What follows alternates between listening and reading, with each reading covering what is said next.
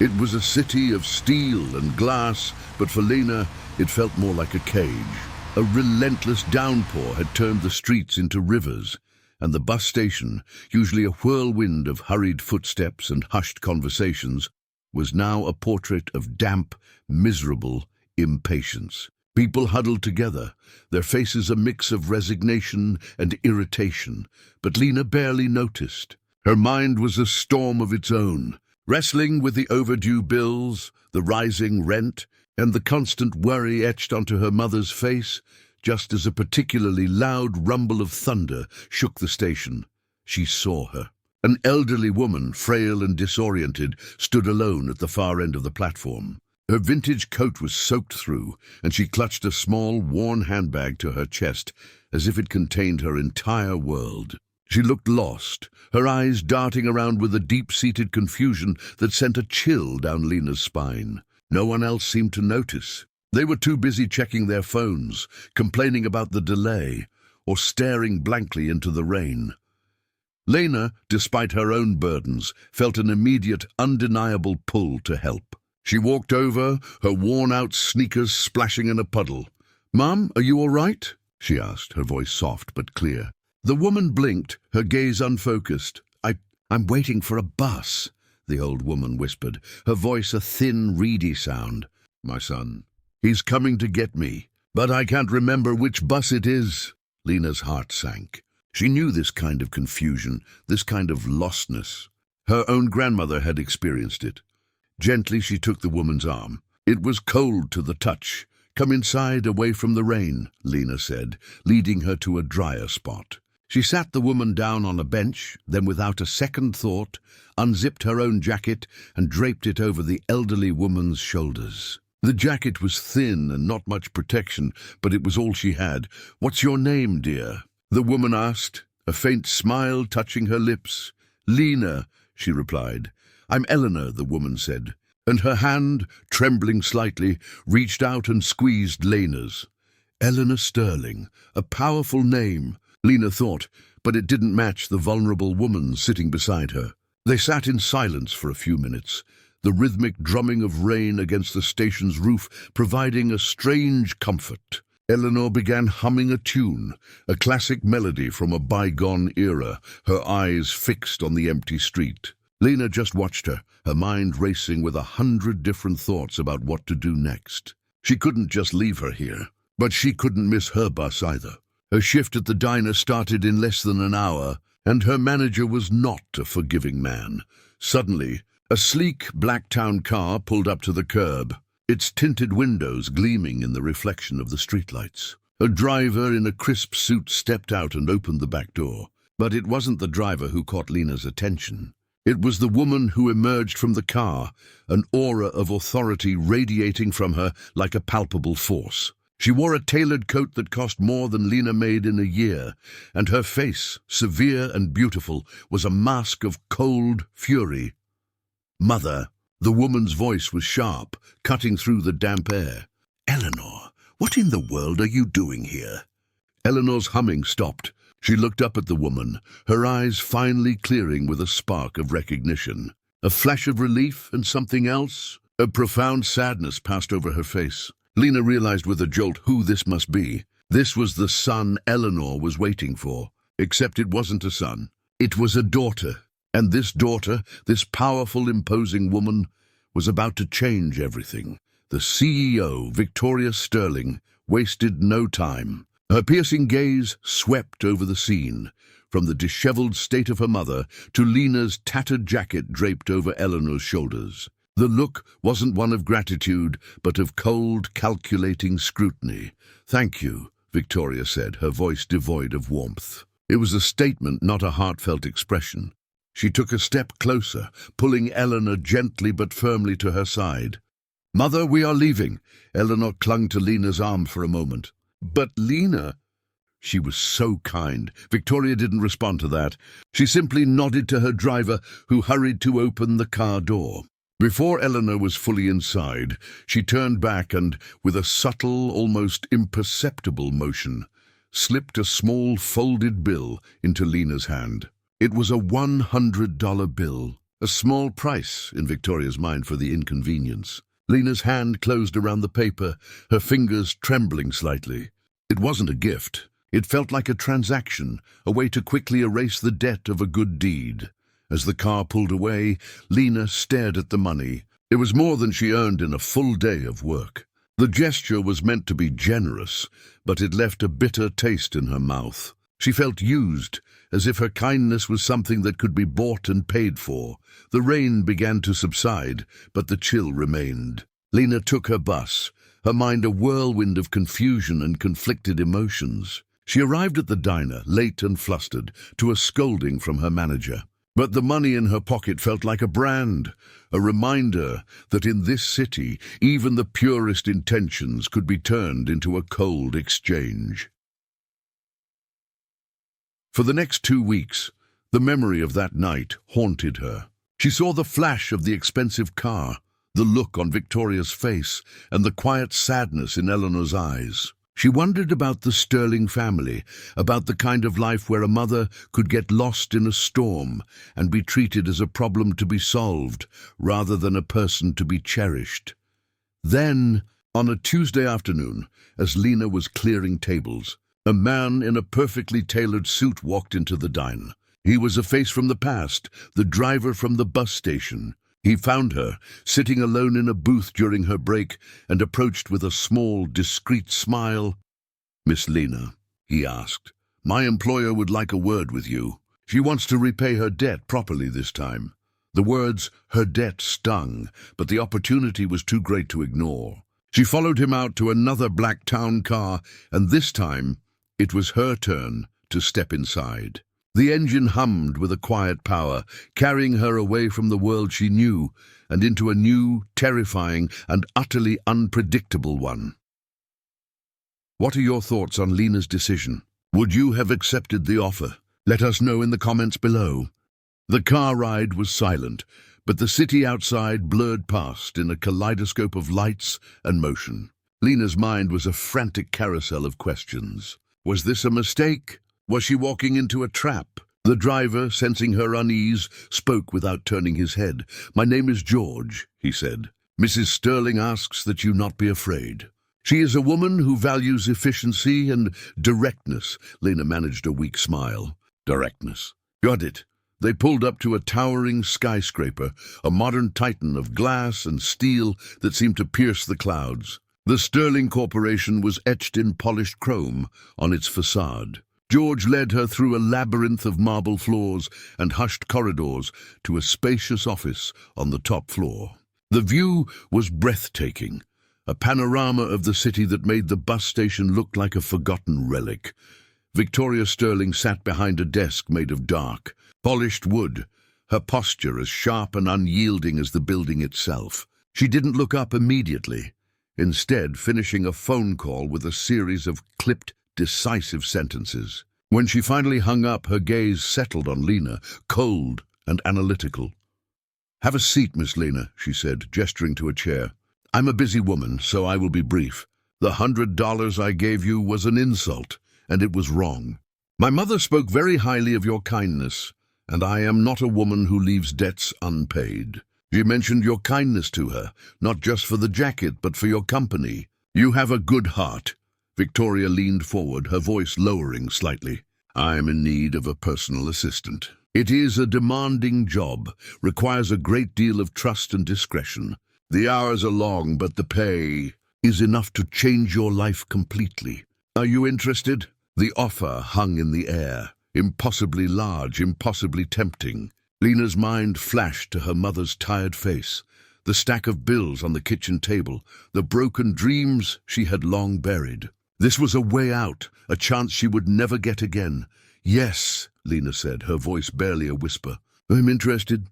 A faint, almost imperceptible smile touched Victoria's lips.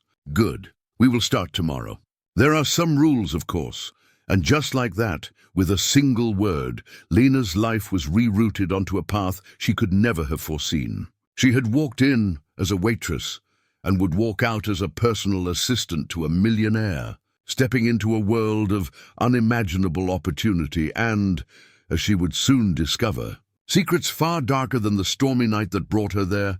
Thank you so much for staying with us until the end of this chapter. The journey has only just begun, and the best is yet to come. Don't go anywhere. The rules came quickly, a torrent of expectations and demands that left Lena's head spinning. Victoria was a woman who lived by a precise, unbending schedule, and she expected nothing less from her staff. Your day starts at 5 in the morning, Victoria explained, her voice as crisp as a freshly ironed shirt. You will prepare my breakfast, oatmeal with berries and a single perfectly brewed cup of black tea. My security detail will pick you up at your home at exactly 4:30. You will handle all my correspondence, manage my calendar, and anticipate my needs before I even know them myself. You are my shadow, Miss Lena. You are to be seen but not heard. The first few days were a blur of overwhelming tasks and impossible expectations. Lena learned to navigate the sprawling Sterling penthouse, a place of minimalist elegance that felt more like a museum than a home. She learned to decipher Victoria's cryptic notes, to schedule meetings with global power players, and to handle a coffee order that had to be at a precise temperature. Despite the stress, there was a strange, almost exhilarating energy to it all. This was a world of limitless resources, where every problem had a solution and every need was instantly met. For the first time in her life, Lena felt a sense of purpose beyond simply surviving. But the pressure was immense, and the smallest mistake could earn her a withering glare or a cutting remark. Victoria was not cruel, but she was entirely unsentimental. The only warmth Lena found was in the brief, fleeting moments she shared with Eleanor, Victoria's mother.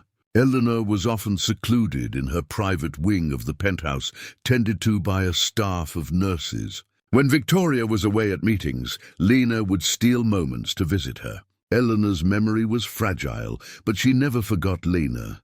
She would hum that same forgotten tune, her eyes lighting up at the sight of the young woman. "You have such a kind heart," Eleanor would whisper. "Don't ever let the world make you hard."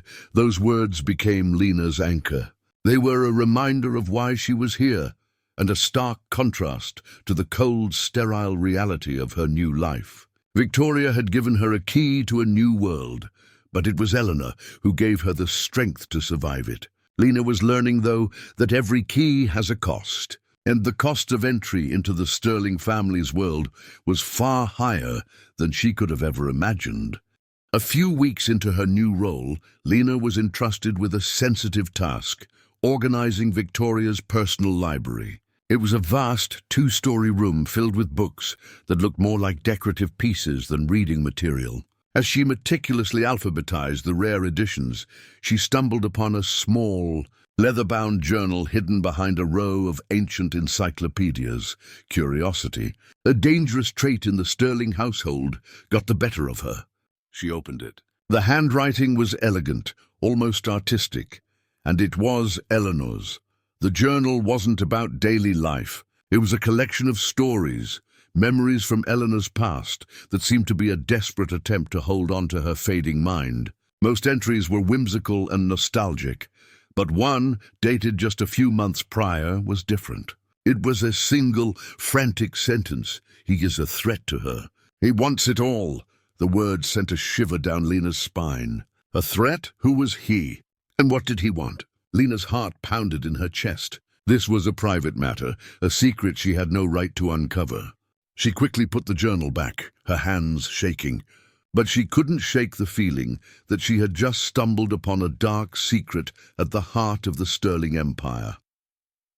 Later that day, as she was preparing to leave, Victoria called her into her office. Victoria's face was unreadable. She held a small silver locket in her hand, turning it over and over. "This belonged to my grandmother," Victoria said, her voice unusually soft. "My mother lost it months ago. Did you see it anywhere?" Lena froze. The question was a test, a quiet inquiry into her trustworthiness. Her mind raced. She could lie, say she hadn't seen it and avoid the risk of being found out. Or she could tell the truth about the journal and risk losing everything. "No, Miss Sterling," Lena replied, her voice steady despite the turmoil inside. "I haven't seen it. Victoria's gaze held hers for a long, unsettling moment. A flicker of something passed through her eyes. Was it disappointment, or was it relief? She simply nodded and Lena was dismissed. But as Lena left the room, she couldn't shake the feeling that she had failed the test, not of honesty, but of something far more complex. The secret she had found was now a burden she had to carry alone. The world of wealth and power was more dangerous than she ever thought, filled with hidden enemies and unspoken truths. The next day, a new face appeared in the Sterling household. A tall, handsome man with a charming, easy smile and an unsettling gaze. His name was Arthur, and Victoria introduced him simply as her cousin, a man she was considering bringing on as her new chief financial officer. Arthur moved through the penthouse with a casual confidence that seemed to put everyone on edge. He was gregarious and quick to make jokes, but his eyes, Lena noticed, were constantly scanning, analyzing every detail. During a dinner party, Lena overheard him speaking to a business partner, his voice low and conspiratorial. "The old guard is fading," he said, laughing. "Eleanor's mind is gone. It's time for new blood to take the reins." Lena's blood ran cold. The words echoed the frantic journal entry. "He is a threat to her." Was he talking about himself? Was he the one who wanted to take control of the family business? The thought sent a jolt of fear through her. The following morning, Lena was tasked with delivering some important documents to Victoria's private study. She found Victoria there, her face drawn and tired, arguing heatedly on the phone with Arthur. "You have no right to question my decisions." Victoria's voice was sharp. "My mother's health is my concern, not yours." "Stop meddling!" The conversation ended abruptly, and Victoria slammed the phone down. She saw Lena standing in the doorway, and her expression hardened immediately. "Don't just stand there. What is it?" Lena, her heart pounding, handed her the documents. As she did, she saw a framed photo on Victoria's desk. It was a picture of a young Victoria, a little girl, holding hands with a much older woman, her grandmother. The inscription at the bottom read, "To my Victoria, always remember where you came from. Never forget your roots." A sudden realization hit Lena with the force of a tidal wave. She had misjudged Victoria. Beneath the cold exterior, there was a deep-seated fear. The woman wasn't just a ruthless CEO. She was a protector, fighting to save her family's legacy. Her coldness was a shield. The ruthless efficiency wasn't just a personality trait. It was a weapon she used against those who would harm her family. Lena now understood the central conflict of the story. She was not just an assistant. She was an unwitting player in a high-stakes family drama. She had found a purpose, but also a responsibility. She had a choice to make, to remain a silent shadow, or to step out of the darkness and fight for the family who, despite all their flaws, had given her a chance at a new life. The game had begun, and Lena had to decide which side she was on. Lena felt a shift in the air of the Sterling mansion. The tension between Victoria and Arthur was now a palpable force, a silent war waged with polite smiles and sharp, coded words. Arthur, with his effortless charm, was a master of passive aggression. He would make seemingly innocent comments about Victoria's old-fashioned business strategies or her overprotective nature towards her mother, all while his eyes twinkled with a malicious glee. Victoria, for her part, met every jab with cold, professional detachment, but Lena could see the toll it was taking. The sleepless nights, the stress headaches, and the deep-seated worry were slowly eroding her ironclad composure. One evening, as Lena was organizing a stack of financial reports, she noticed something odd. The numbers didn't add up. A significant amount of money had been transferred to a shell corporation overseas, disguised as a legitimate business acquisition. It was a sophisticated scheme, but the pattern of transactions was familiar to Lena from her time at her second job, a small accounting firm that dealt with shady clients. The trail led directly to one of Arthur's personal accounts. A cold dread washed over her. He wasn't just a threat, he was a thief. He was actively siphoning money from the very company he claimed he wanted to lead. Lena knew what this meant. If she exposed him, she would be walking into a high-stakes family war. If she said nothing, she would be complicit in a crime that could ruin the woman who had, in her own way, saved her. The decision felt impossible. She found her way to Eleanor's room, seeking a moment of peace. Eleanor was humming her tune, a silver locket resting in her hand. It was the same locket Victoria had shown her, and Lena realized it must have been found. Eleanor looked at Lena with a lucid, focused gaze. "He wants to bury the past," Eleanor whispered, her voice surprisingly clear. "He thinks if he gets rid of the stories, he can rewrite the future." Lena knew who he was, Arthur, and she understood now. It wasn't just about money. It was about legacy. He wasn't just stealing assets. He was trying to erase the very history of the Sterling family, to sever their roots and replace them with his own. The real threat was not to the company's bottom line, but to the memory and values of a family built on more than just wealth. Armed with this new knowledge, Lena felt the weight of her choice. She couldn't keep quiet. Not anymore. She waited for the perfect moment, a time when Victoria was alone in her office, her face buried in a mountain of paperwork. "Miss Sterling," Lena began, her voice trembling slightly. I think you should look at the financial reports for the last quarter again. There's something you need to see, something about the business acquisition in Monaco." Victoria's eyes, tired and wary, looked up. "I've been over them 100 times, Lena. Everything is in order." "No," Lena insisted, her courage mounting. "It's not. It's a fraudulent transaction. And it leads to Arthur." A profound silence fell over the room. Victoria's expression didn't change at first. Then slowly, a flicker of something passed through her eyes. It wasn't shock or anger. It was a terrifying mixture of recognition and a cold, fatalistic calm. She didn't question Lena's accusation. She seemed to have known, on some level, all along. Victoria picked up the phone and made a call, her words clipped and precise. "George, I need you to run an audit. I need to know every single transaction Arthur Sterling has made in the past 6 months. And I need a full report on the Monaco holdings, now." She hung up and turned to Lena, her face a mask of stone. "If you are wrong about this, Lena, your life will go back to the way it was. Worse, actually." Lena didn't flinch. "I'm not wrong, Miss Sterling." Victoria simply nodded, a single decisive motion. She didn't thank Lena. She didn't show gratitude. But in that moment, a silent, unspoken bond was forged between them. They were no longer employer and employee. They were allies in a battle to save the Sterling legacy from a man who wanted to bury it. But Lena knew Arthur wouldn't go down without a fight. The first shot had been fired, and the real war was just beginning. The next morning, the atmosphere in the penthouse was thick with a new, dangerous energy. Arthur was present, his usual smile a little too wide, his gaze a little too sharp. He was clearly aware of the shift in the tides. He approached Lena in the kitchen, his voice a low, friendly whisper. "I hear you've been quite busy with the financials, Lena," he said, his smile never reaching his eyes. "You should be careful. Curiosity can be a dangerous thing. Some secrets are better left buried." Lena's heart pounded, but she met his gaze without flinching. "I'm just doing my job, Mr. Arthur." He laughed, a dry, humorless sound. "Of course. Just doing your job.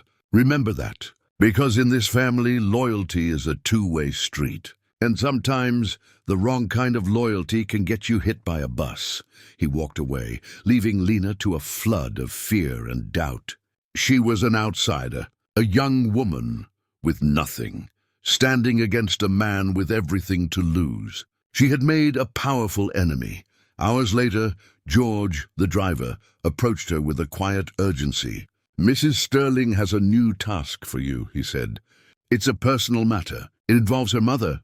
Lena followed him to Eleanor's room. Eleanor was seated in her favorite armchair, looking more frail than ever. Victoria stood beside her, a rare look of vulnerability on her face.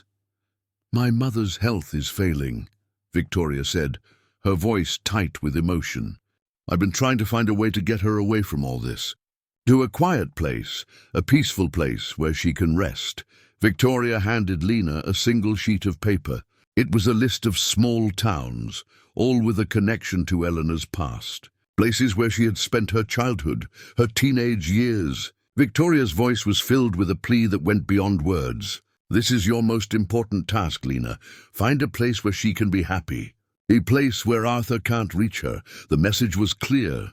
Victoria was not just fighting for her company. She was fighting for her mother's life. She was entrusting Lena with the most precious thing in her world. The fate of Eleanor, the woman who started this entire journey with a simple act of kindness, was now in Lena's hands. Lena had a mission far more important than any business deal. She had to save Eleanor and, in doing so, find her own place in this complex and dangerous new world. Lena embarked on her new mission with a sense of purpose that transcended any task Victoria had given her before. This wasn't about profits or power. It was about protecting a vulnerable woman and honoring a kind heart. She pored over the list of towns, researching each one, looking for something beyond a name on a map. She sought a sense of peace, a place where Eleanor's memories could find a home, free from the machinations of Arthur. The first few places were dead ends, small towns that had lost their original charm, replaced by tourist traps and strip malls. Lena felt a growing sense of frustration. Time was running out, and she could feel Arthur's presence like a shadow creeping ever closer. He was still in the penthouse, his demeanor an unnerving mix of faux concern and barely concealed triumph. He was watching, waiting for Victoria to make a mistake, and Lena knew that a failed mission to protect Eleanor would be the biggest mistake of all. As she worked late into the night, she came across a town called Whispering Pines.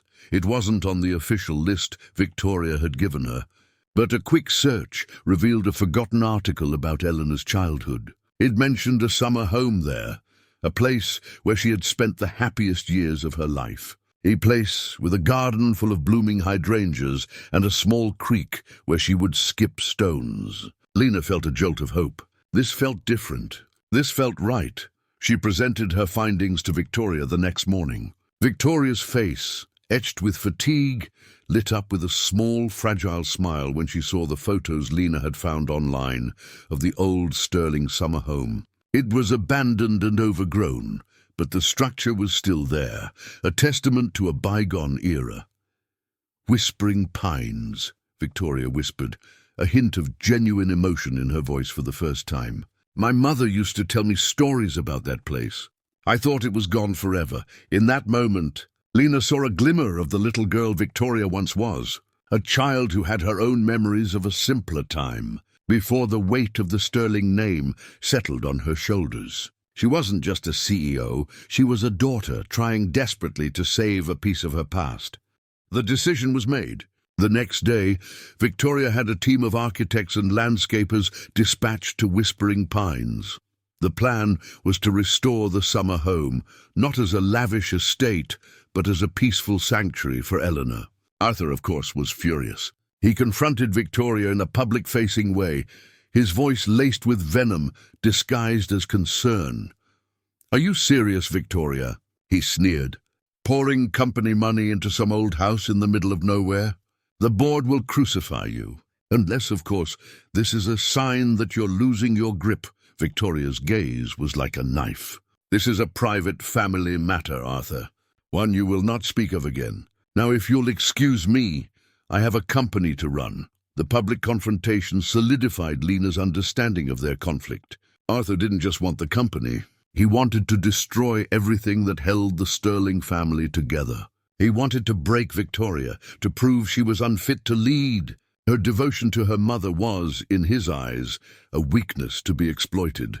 Lena was tasked with overseeing the initial restoration. It was a far cry from managing a CEO's schedule, but she felt more at home there than she ever had in the penthouse. She worked with the landscapers to clear the overgrown garden, revealing the remnants of the old hydrangea bushes. She felt a connection to the place, to Eleanor's stories, and to a life she could never have imagined.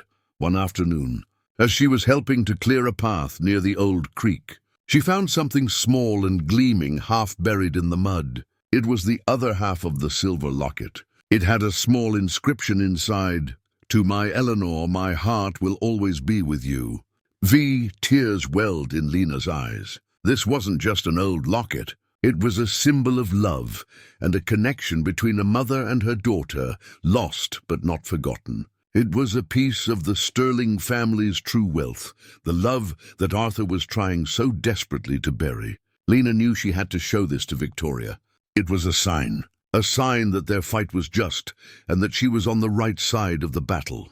The moment Lena presented Victoria with the locket, a wall came down. Victoria held the small, tarnished silver piece, her fingers tracing the inscription. She didn't say anything at first, but a single tear rolled down her cheek, a raw, human emotion that Lena had never seen before. "My grandmother gave this to my mother on her wedding day," Victoria said, her voice thick with emotion. "She lost it years ago, my mother. She said my grandmother's name was Veronica. That's why she calls me V sometimes." The revelation was a small, intimate moment of shared humanity. It was a bridge between their two worlds. For the first time, Victoria didn't treat Lena like an employee. She treated her like a confidant.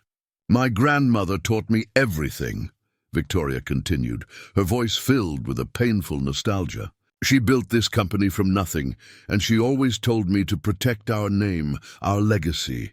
Arthur thinks the Sterling name is just a brand. He doesn't understand. Our name, it's our story. It's who we are." Lena understood. The battle with Arthur wasn't about money. It was about narrative. He wanted to rewrite the Sterling family story with himself as the protagonist. But the locket was a piece of truth, a physical reminder of a legacy built on love and hard work. Not greed and ambition. Just as they were sharing this quiet moment, a flash of something in the distance caught Lena's eye. A long lens from a camera pointed directly at the penthouse. It was a paparazzo, no doubt tipped off by Arthur, who wanted to catch a moment of weakness, a moment of vulnerability to use against Victoria. Lena reacted on instinct. She shielded Victoria, pulling her away from the window just as the camera flashed. Victoria, startled, looked at Lena with a new kind of respect. It wasn't about a debt owed. It wasn't about a business transaction. It was about loyalty and trust. Lena had chosen a side, and she had just proven herself to be more than just an assistant. She was a defender of a family she was just beginning to know. The stakes had just been raised, and Lena knew that every move from here on out would be a chess piece in a game that was no longer just about survival. The confrontation with Arthur's paparazzo was a clear escalation, a public declaration of war. Victoria responded with swift, cold fury.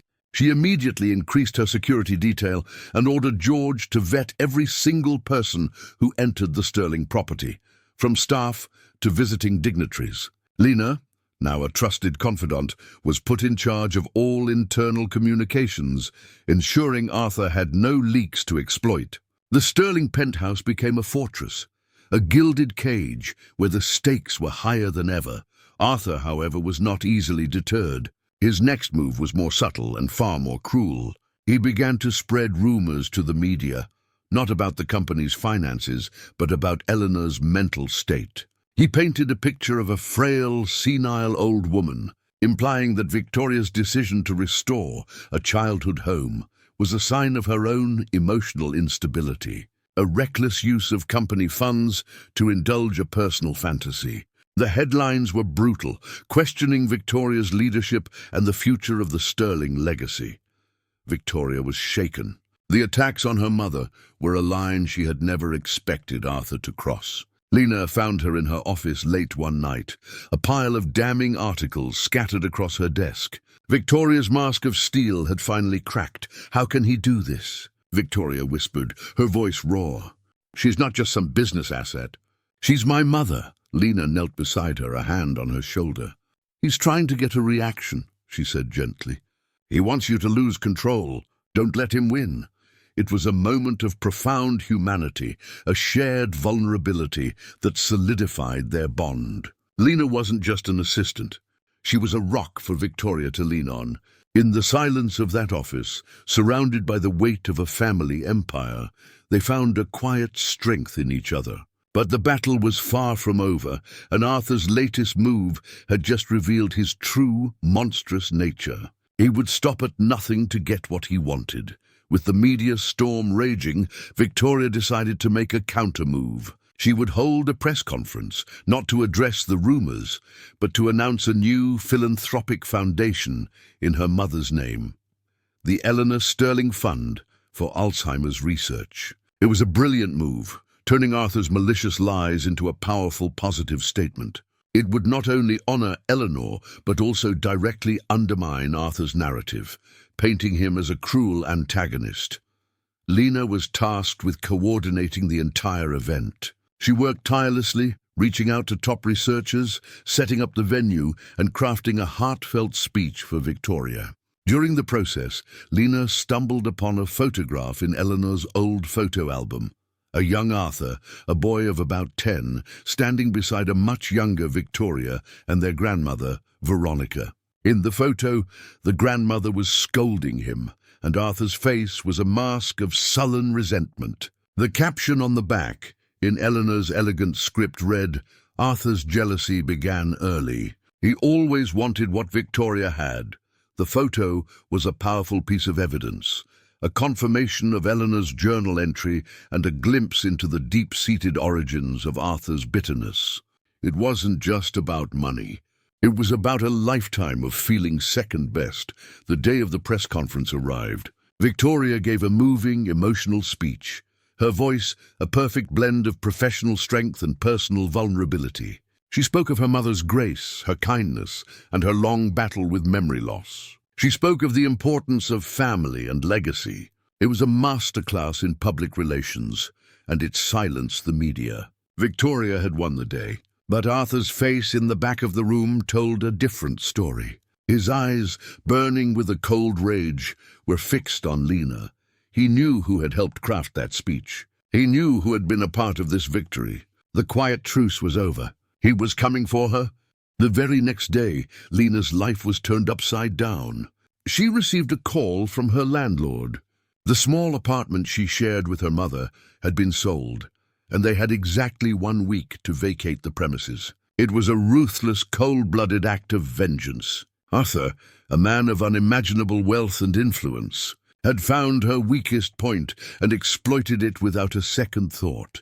Lena's mother, a woman who had worked her entire life to provide a stable home, was devastated. She didn't understand. Lena, however, knew exactly who was behind it. She confronted Arthur at the penthouse, her voice shaking with a mixture of fear and fury. "You can't do this," she said, her voice trembling. "My mother, she has nothing to do with this." Arthur just smiled, his eyes glinting with a dangerous triumph. "Oh, but she does, Lena. You made a choice. You chose the wrong side. And now you get to experience what it's like to have everything you love taken away from you." Lena stood there, defeated. She had underestimated him. This wasn't a game to him. It was a crusade. He was a predator and she was his prey. She walked out of the penthouse, the weight of her mistake crushing her. She had been so focused on saving the Sterling family's legacy that she had forgotten to protect her own. She called Victoria from her car, her voice thick with despair. "Miss Sterling, I can't do this anymore. My mother's home. He took it from us. I have to go." Victoria listened silently. There was no anger, no disappointment, just a quiet pause. "Lena," Victoria said, her voice low and steady, "I need you to listen to me. He did not take your home. He simply changed your address. I bought you a new one. A house in Whispering Pines. It's fully furnished. You and your mother can move in whenever you're ready." The words hung in the air, a lifeline thrown to a drowning person. Victoria wasn't just a boss. She was a woman who understood the language of kindness. She wasn't just fighting for her family's past. She was protecting Lena's future. The act of pure, unconditional kindness from one woman to another was the true triumph. Lena's journey had come full circle.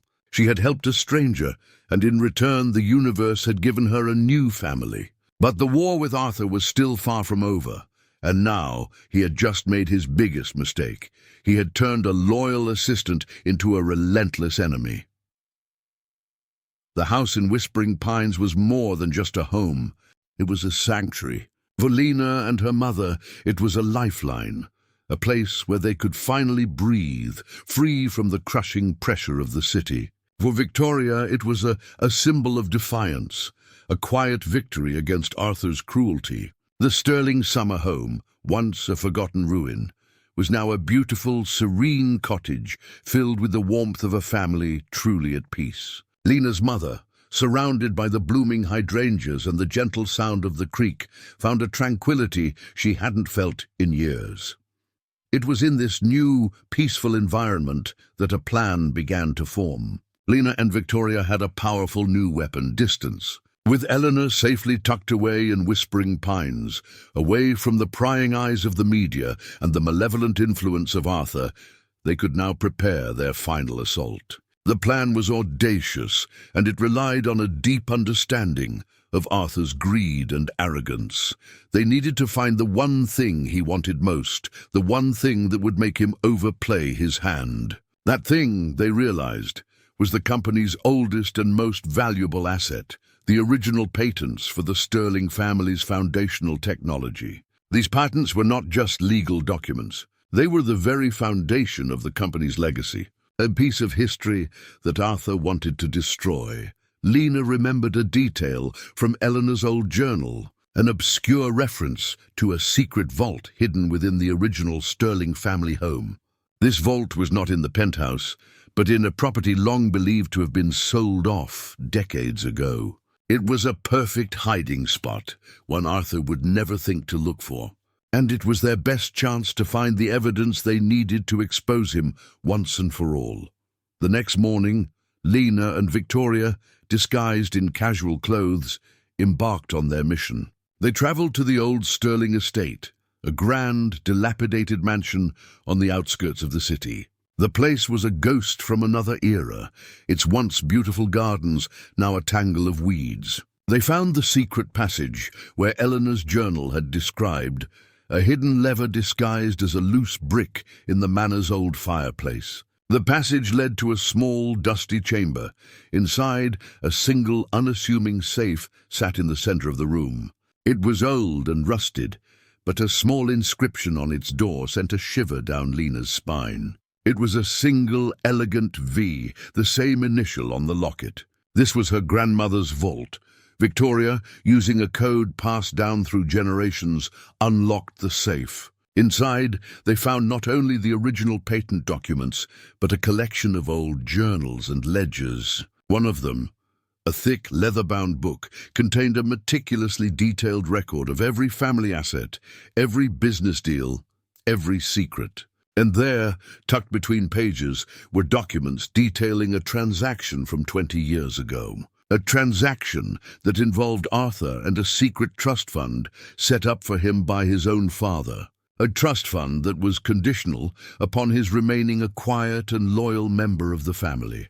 The documents proved that Arthur had been systematically funneling money out of the company for years, not just to line his own pockets, but to destroy the very family that had given him everything. He was a fraud, a thief, and a traitor. They had the evidence they needed. As they were about to leave, they heard a noise outside.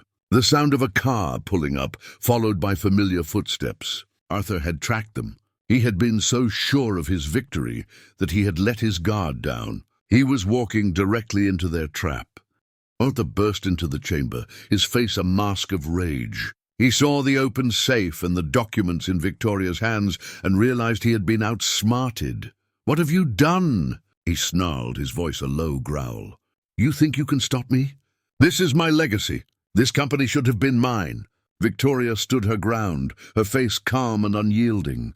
"This company was never yours, Arthur. It belongs to a legacy of integrity, of hard work, and of family. You have none of those things." Lena, holding the thick ledger, stepped forward. "We have everything, Arthur. The proof of your embezzlement, your lies, your fraud. It's all here. And we're going to use it to expose you for what you are." Arthur lunged, his face contorted in a mix of fury and desperation. He was no longer the charming, confident businessman. He was a cornered animal.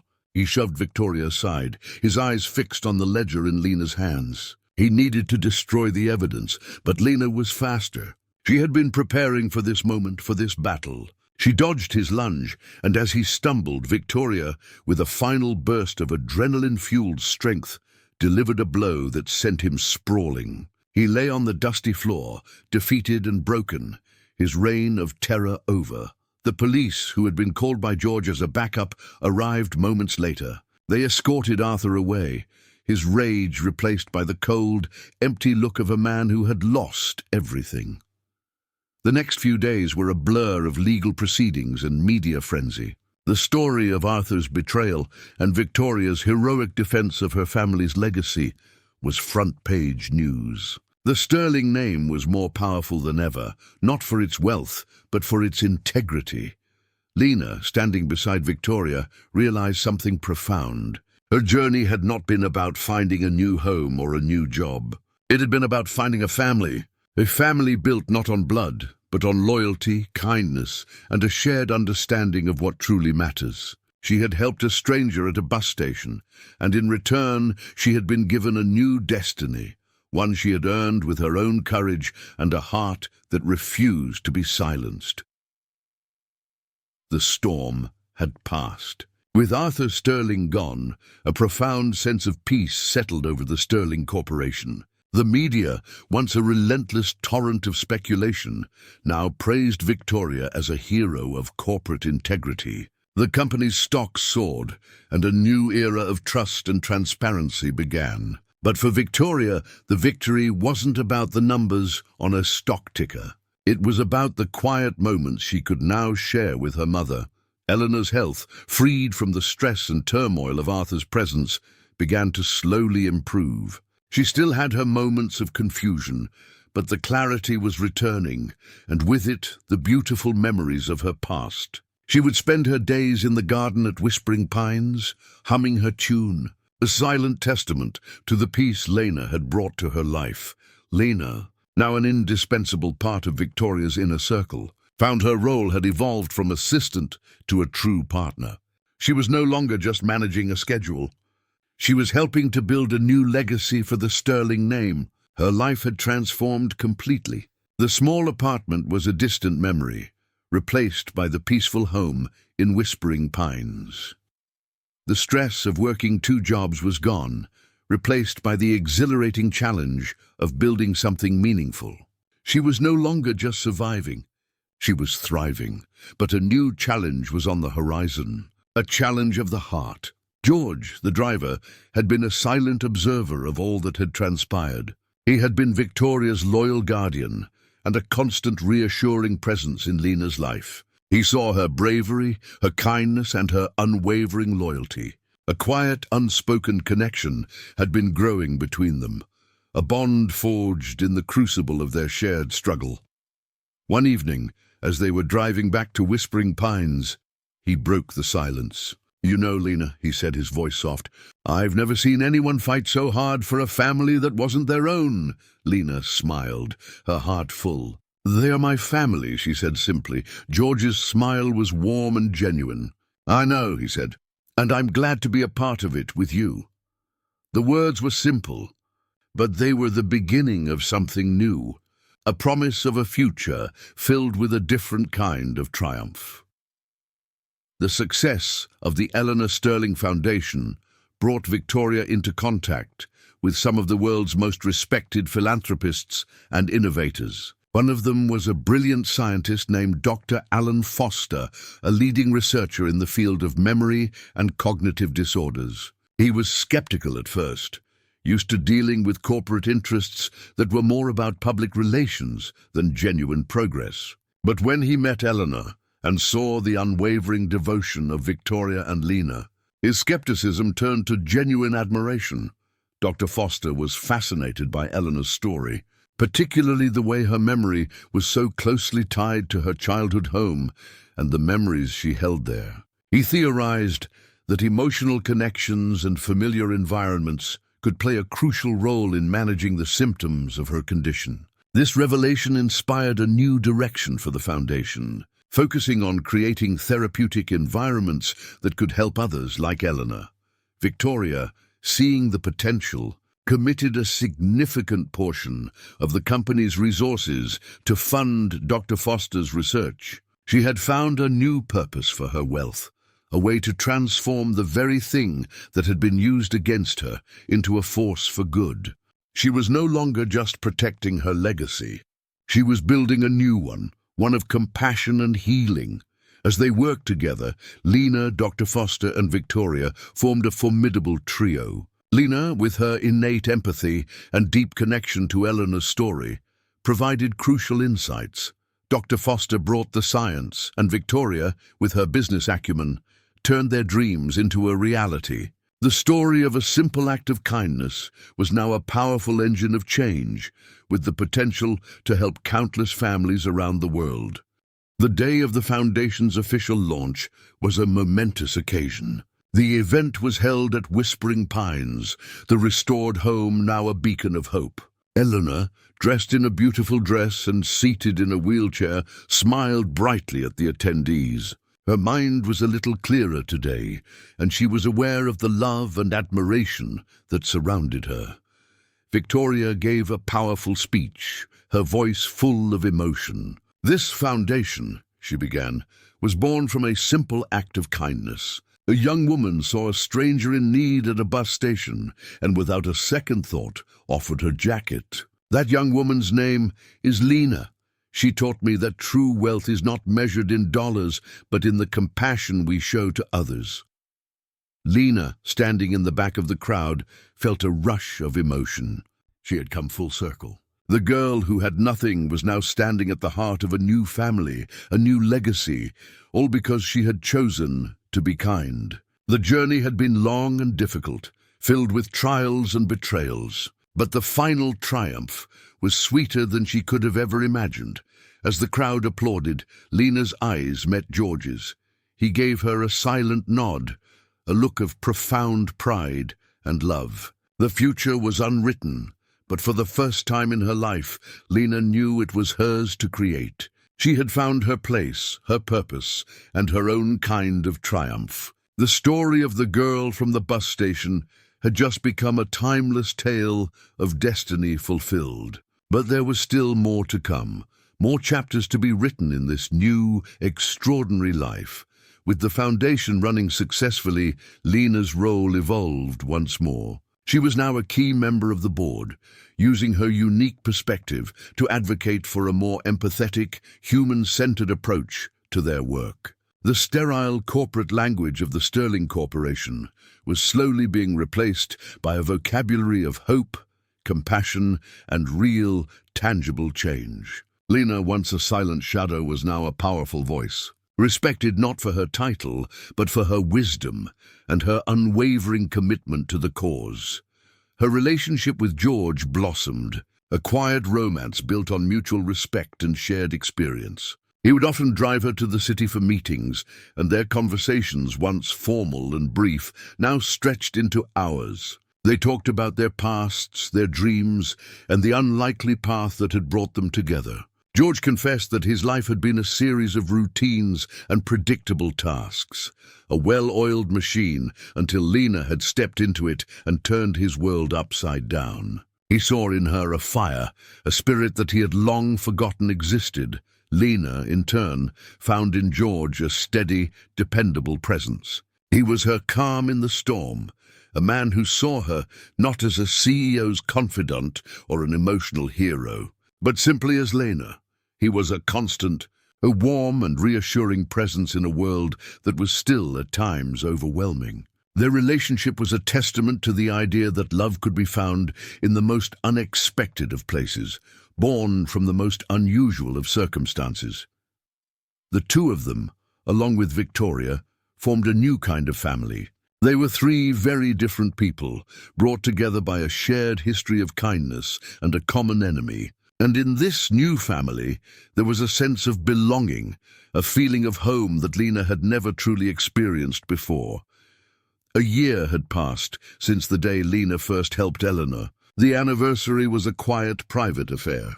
Victoria and Lena took Eleanor to the old bus station, now a clean, modern transportation hub. Eleanor, her mind sharper than ever, looked at the bustling crowds with a clear, lucid smile. "It all started here, didn't it?" she said, her voice filled with a quiet sense of wonder. That's where the kind girl with the worn-out jacket found me. She saved me, you know. Not from the rain, but from being lost forever. Victoria, her eyes glistening with tears, wrapped her arm around her mother. She saved all of us, Mother. Eleanor's words were a powerful reminder of how far they had all come. The girl from the bus station had not only changed her own destiny, but had set a ripple effect in motion that had transformed an entire family. She had shown them that wealth was not the source of their power, but rather the integrity and kindness they chose to show to others. Later that day, back at Whispering Pines, Lena found Victoria looking at the locket, the one she had found half buried in the mud. "You know," Victoria said, "Arthur thought he could destroy us. He thought he could erase our past, bury our story. But he failed, because our story wasn't in some bank account or some dusty ledger. It was in my mother's memories, in that locket, and in the heart of a kind stranger who chose to help her." Victoria looked at Lena, a profound gratitude in her eyes. "You taught me that our greatest asset is not our name, but our humanity. And that is a lesson I will never, ever forget."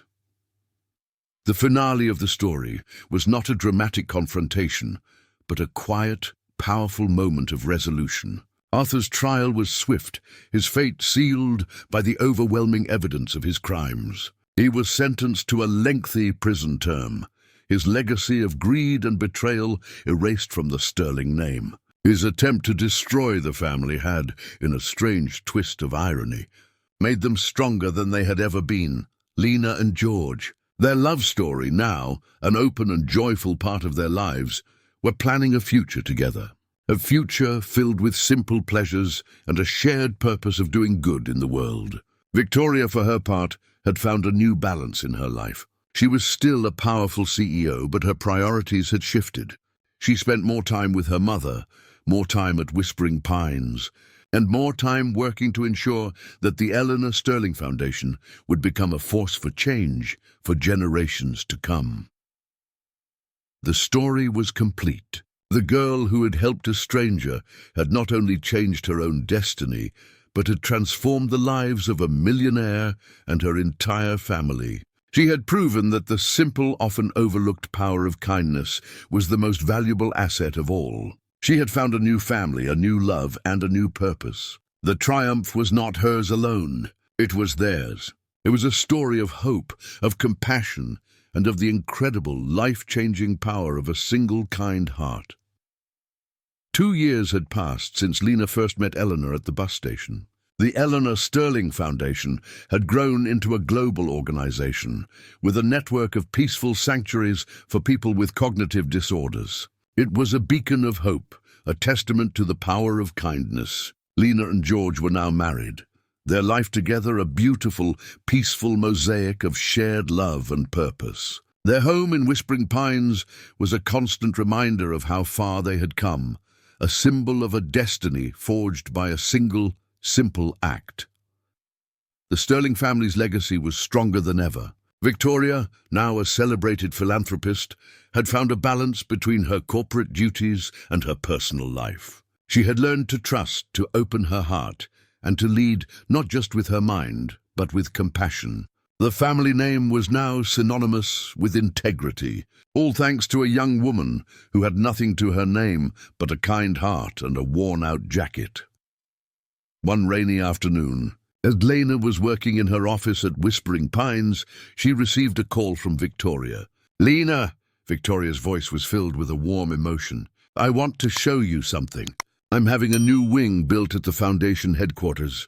A special one, Lena was curious. She drove to the city, to the gleaming new headquarters. Victoria met her at the entrance, her smile radiant. She led Lena to the new wing, a beautiful light-filled space with a large plaque on the wall. The plaque read, "The Lena's Wing, dedicated to the woman who taught us the true meaning of humanity."